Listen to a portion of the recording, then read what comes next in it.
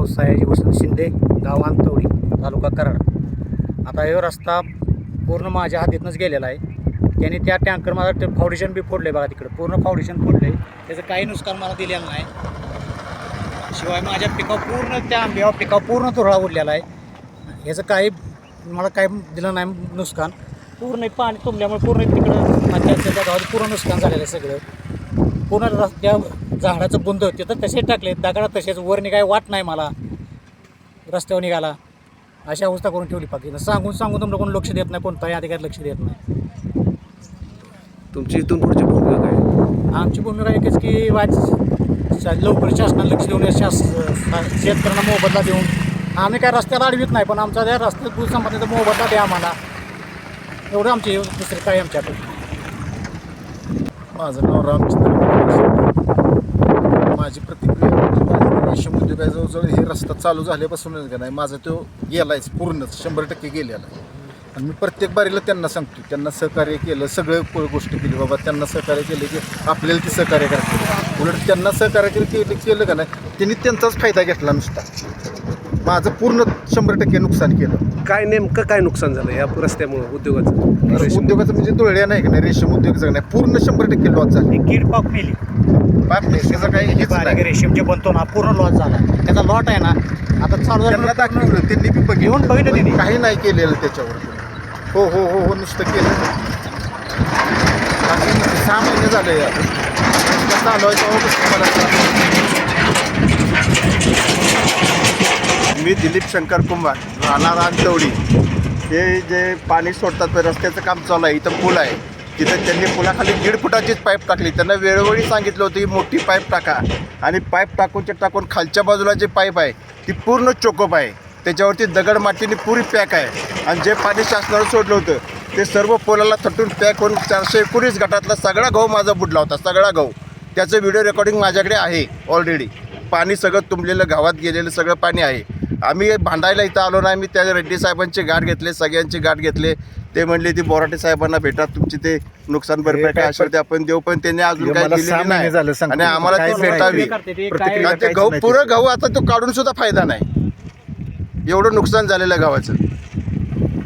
कारण की ते मला ते 6 महिने झाले ते आश्वासन देतात नुसतं. पण माझा फोनही उचलीत नाही.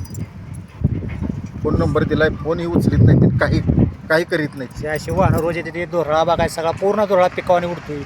6 महिने झालं दोरळा पिकावणे, एवढं पिकाचं नुकसान झाले. बरोबर. त्यांना मी वेळोवेळी फोन करून सांगितलंय, बाबा पाईप मोकळी करा. मागच्या टायमाला पाणी सोडलं त्यावेळेस फोन केला होता, बाबा पाईप मोकळ्या करा. पण त्यावेळेस पाणी लवकर बंद केलं सांगतात, त्यामुळे पाणी शेतात गेलं नाही. त्या टायमाला दिवस रात्र पाणी चालू असल्यामुळे कंप्लीट गहू बुडलाच.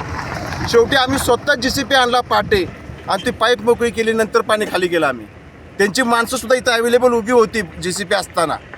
मग या समस्या तुम्ही शासन स्तरावर कोणत्या अधिकाऱ्यांजवळ मांडल्या? अजून तरी कुठं मांडलेलं नाहीत. आता मी फक्त ते सोनाईचे इथले मॅनेजर आहेत मेन रेड्डी साहेब, त्यांची गाठ घेतलेली आहे. ते म्हणलेत मला बघूया आपण ते नुकसानीचं काहीतरी देऊया म्हणलेत, पण अजून काय नाही. आम्ही तहसीलदार मॅडमकडे गेलो होतो आणि त्यांनी सांगितलं ह्या रस्त्याचा कजाबा असतो तो अजून झालेलाच नाही, चुकून 40 वर्षापूर्वी राहिलेला आहे. ते आता नवीन करावा. पण नवीन करण्याबद्दल आमचं पिक नाही, पण त्या आम्हाला जागेचा मोबाईल द्यावा शेतीचा आम्हाला. एवढंच आमचं म्हणणं आहे सरकारला, दुसरं काय नाही. आणि अजून सुटणार आहे, पाऊस पडणार आहे. त्यावेळेस पण त्यांनी ऐकलं नाही. येतो म्हणल्याने आले नाहीत. मग ह्या टायमाला झालंच नुकसान.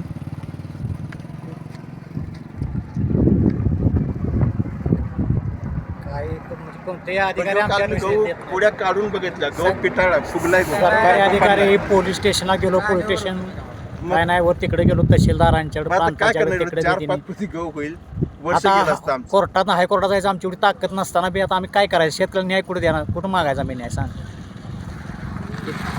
6 महिने झाले असंच रस्त्यात चालू. पाईपलाईन फोडली ती अजून जोडली नाही. 3-4 महिने होऊन गेले.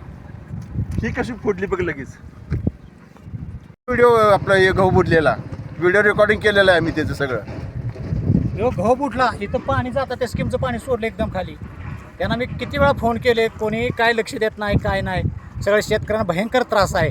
या तरी 6 फुटाची पाईप टाकायची, 1.5 फुटाची पाईप एवढी पाईप टाकली आता 1.5 फुटाच्या पाईपने पाणी योजनेचं जातं. पाणी खाल्याला चकाप झालं, खाली निघाय पाणी नाही. पाणी म्हणजे मार्गच नव्हता, पाईपच ओपन नव्हती तेव्हा. पाय बारीक मोठी काठी नाही तेव्हा घाव पूर्ण पाण्यानं बुडला, मका बुडली, त्या माणसाचं एवढं नुकसान झालंय. तर तिथं इथनं बरोबर रस्ता सगळा धुळा उडतोय, सगळा पिकावणी सगळ्या पिकावणी. पहिला आम्ही व्हिडिओ रेकॉर्डिंग केलेलं आहे. खालची जी पाईपलाईन आहे ती पुरी चोकअप होती, ती आम्ही रिकामी केल्या JCB मागून करता. पाणी चोकअप झालं त्या टायमाला. खाली इथं पाईप आहे एक, ते आम्ही शेड होतं ते का? शेडाचं फाउंडेशन मध्ये देतो तुला बोलून या दगडापर्यंत थोडं लांब सगळं उकरून टाकलं आणि पाईप टाकले, वरनं स्कीमचं पाणी आलं, पाणी फुगलं सगळं. ते आम्ही शेतकऱ्याचं मक्याचं नुकसान झालं, गव्हाचं नुकसान झालं. सरकारी मोठी त्या डांबावून सगळं माझ्यात माझं मटेरियल माझ्यातच टाकलं.